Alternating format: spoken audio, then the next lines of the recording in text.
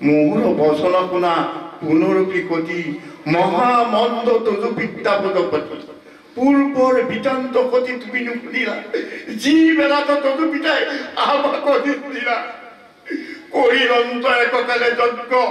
ব্রহ্মা প্রজাপতি আমিও আছিলো এই যজ্ঞ ততহিদি নকরিলো নমস্কার দেখি দক্ষ প্রজাপতি সেই দুঃখে নিন্দা মুখ করিল সম্প্রতি অস্থিক ভেদিল মুখ দক্ষ বাক্য পদে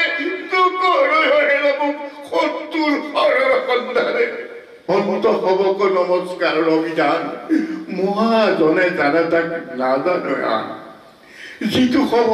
জীৱৰ চৈতন্য নাৰায়ণ ভক্তজনে কৰকতি সদায় বন্দন চাৰিবিধ প্ৰাণীৰ হৃদয় আকাশত অন্তৰ্যামী ৰূপে যিটো সদায় বেকত যিটো মহাপুৰুষ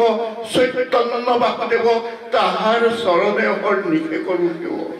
মহায় অহংকাৰী তজু পিতৃ প্ৰজাপতি নদানন্দ মহন্ত ই সবজমুতি আৰু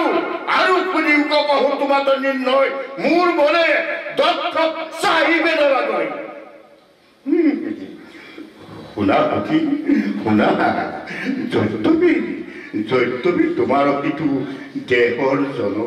তথাপি নোযোৱাই যাইবে তাহাৰো চক্ৰ মোৰ বাক্য অতিক্ৰমী যদি যাই পাচলি মিলিব তোমাৰ কথা অকাৰ্য হবনি